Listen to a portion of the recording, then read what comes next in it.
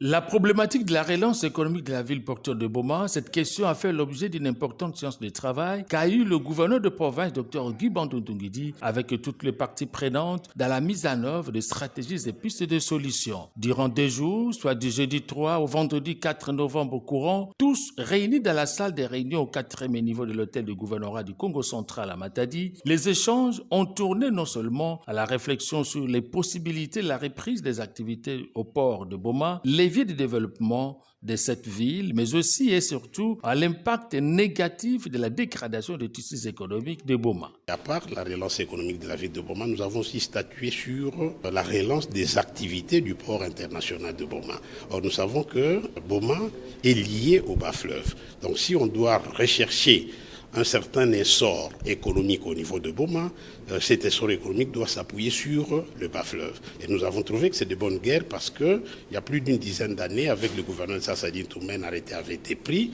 pour que tous les véhicules soient débarqués à Boma.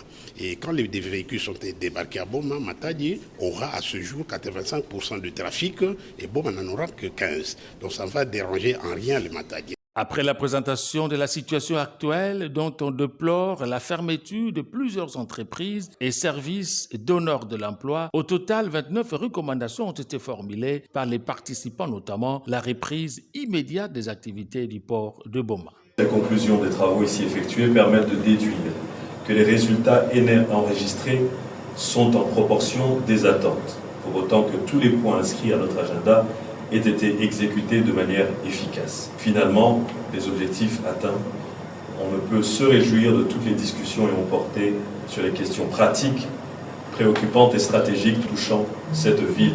Nous sommes là pour tenir un engagement pris, afin d'assurer la survie quotidienne de nos concitoyens et des ménages, de relancer l'activité économique de toute la province en général et de Boma en particulier, de venir au secours des petites et moyennes entreprises, de résorber le chômage et favoriser la création d'emplois.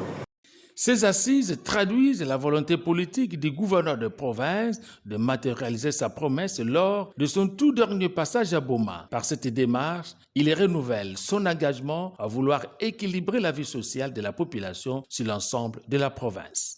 Si les véhicules rentraient au port de Boma de manière exclusive, ça ne va impacter en rien par rapport à l'essor économique de la ville de Matadi. Et d'ailleurs, le gouverneur a été pragmatique pour dire qu'il est important que l'exclusivité qui est demandée par rapport aux véhicules au port de Boma vaut son pesant d'or.